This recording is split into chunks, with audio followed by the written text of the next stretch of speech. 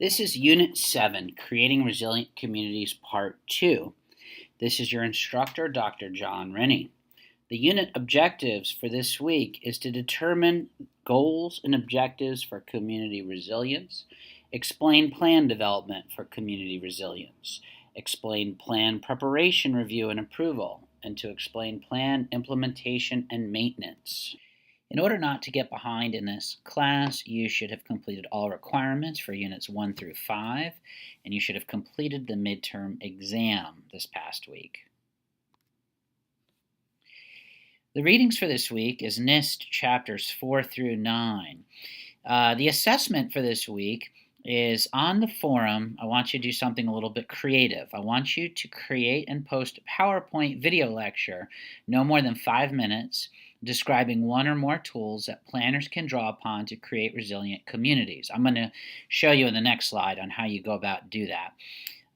Assignments worth 100 points. Your post is due Sunday, October 15th, and you should have your 3 responses by Sunday, October 22nd. So to create a PowerPoint video lecture, I would like you to use a free program called Novio. You should log in to Novio at this website here, www.novio.com, and you could go to the Students section and create a free student account. You could then use PowerPoint or other JPEGs or other resources and create a video lecture of 5 minutes that addresses the question. And then once you're done, you'll link you can get a web link to your Novio presentation. You'll post that web link on the class discussion board for Unit 7, and then you can watch each other's videos based on clicking on those links and then comment on them.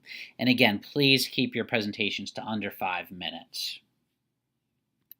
Going into the readings for this week, community resilience, we're covering the second half of the chapters from this report from NIST.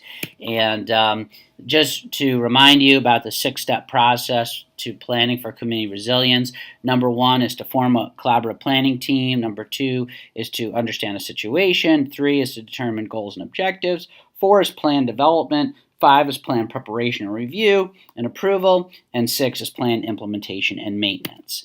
The first 2 steps, which were from the last unit before the midterm, was detailed about forming a collaborative planning team and understanding the situation. I'm not going to go into those since we've already covered them. But this week we're focusing on chapters 4, 5, 6, and 7, determining goals and objectives, plan development, plan preparation, review, and approval, and plan implementation and maintenance. So for determining goals and objectives, there are long-term community goals that need to be established. They need to establish desired recovery performance goals for the built environment at the community level based on social needs, dependencies, and cascading effects between systems. As we have seen, it's when the levee failure occurs, then it creates other cascading effects of devastation. And we need to define community hazards and levels, determining adequate anticipated performance during and after a hazard event to support social functions, and summarize the results. In the plan development phase, we want to evaluate gaps between desired and anticipated performance of the built environment to improve community resilience and summarize the results. Then to identify solutions to address gaps, including both administrative and construction options, and then prioritizing solutions and developing an implementation strategy. Under the plan preparation, review, and approval, we need to document the community plan and implementation strategy, obtain feedback and approval from stakeholders and community, and to finalize and approve the plan. And under the plan implementation and maintenance, the execute, approval, administrative, and construction solutions, evaluate and update on a periodic basis the plan, and modify short and long-term implementation strategy to achieve performance goals as needed. So I want you to keep all this in mind as you're watching the media, and you'll be able to really think about how can we do a better job promoting community resilience if we can implement all of the best practices that this NIST report recommends. So, this National Disaster Recovery Framework will be implemented. The short-term recovery, which takes days. Then there will be the intermediate, which will be within weeks and months. And then there will be the long-term recovery, which is measured in the time scale of months and years. And I think we already covered this diagram. There's also that resilience diagram that we looked at in Unit 5, so I encourage you to go back and take a look at that, and that resilience triangle, so when the disaster strikes, and then functionality decreases. Now we're in the phase of trying to bring functionality back up to where it was before the disaster struck. Because we're constantly facing these natural and in some cases man-made disasters. It seems like almost on a continual basis somewhere in this big country of ours.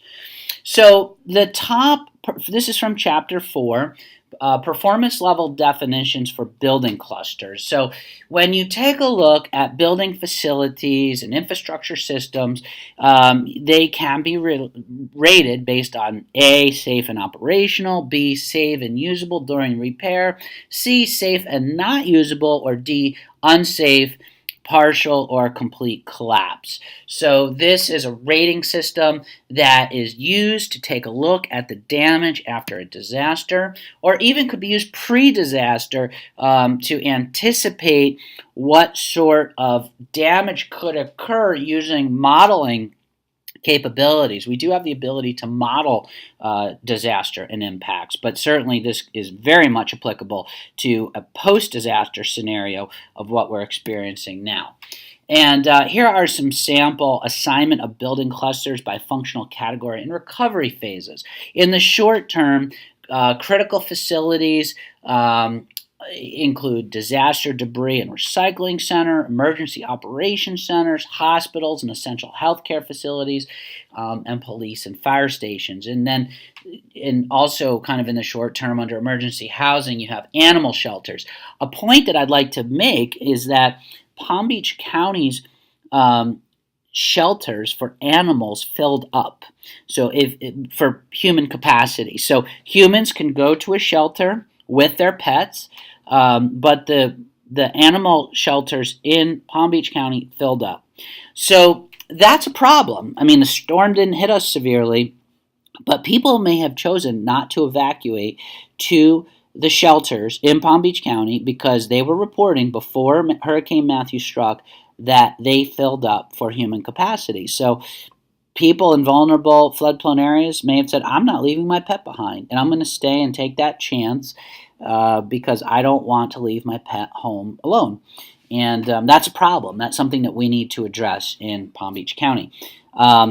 Also, banking facilities, food distribution centers, faith and community-based organizations, gas stations, a lot of gas stations ran out of gas, nursing homes, public shelters, residential shelter in place, shelter for emergency response and recovery workers.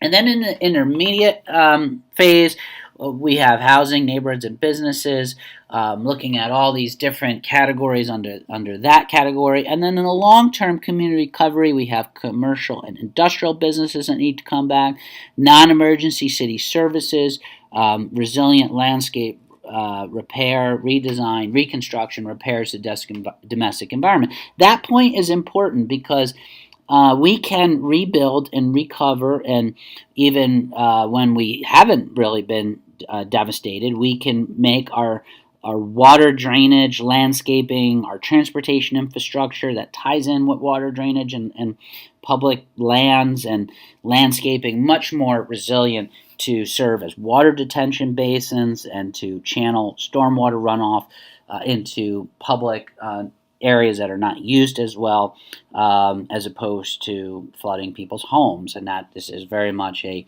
structural hazard mitigation type of a response for resilience, which is an important part of the story.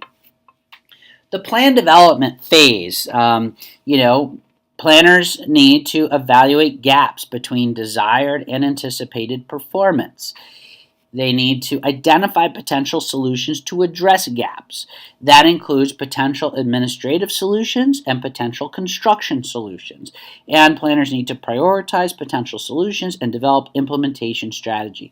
This is really the outline for the chapter on plan development. So be sure to go in there and read all the details underneath this. The readings this week is actually pretty small. There's not a lot of pages for you to read, so I really encourage you and expect that you go and read a lot of the details under each one of these. Under plan preparation, we need to keep language simple and clear by writing in plain English. This doesn't have to be some sort of high technical jargon that only planners and emergency managers can understand. Don't use acronyms when developing your plans. Or if you do use some acronyms, make sure you have a glossary right at the very front of the document so people know what your acronyms mean. But I encourage you when writing plans to avoid the use of acronyms. Too many planners and public officials get so wrapped up in acronyms that they often lose that understandability from the general public and even people in other disciplines. If you're from a military background, you may have a set of acronyms that may be different than folks who work in urban planning, which could be different than the folks that work in public administration and emergency management. So acronyms often can be a barrier. So write in plain, simple, easy to understand English and avoid acronyms. Summarize important information with checklists, visual aids such as maps and flowcharts. We've seen a lot of that in these documents from NIST and the Jim Schwab reading, so use that as an example. Avoid use of jargon, I mentioned that already, and minimize use of acronyms. Provide enough detail to convey an easily understood plan that is actionable. Under review and approval, and there's the plan implementation and maintenance, and the NIST report really does a good job of detailing what all that means. Remember, implementation also requires continued active outreach and communication with the stakeholders involved in the plan's development and adoption, and with the broader community through a variety of mechanisms. Always keep this in mind. As sophisticated models evolve from idea to prototype to application, they become more practical and approachable for practicing professionals who must often make rapid decisions with limited data availability. Sometimes too technical, too complicated is not good. We can put all the models in the world together that we want. We can use the most sophisticated computer software, which a lot of consultants and academics use. But at the end of the day, our plans need to be practical and approachable so practicing professionals can use them to make rapid decisions with limited data availability, which often occurs during hazard and disaster situations. So that's very, very important.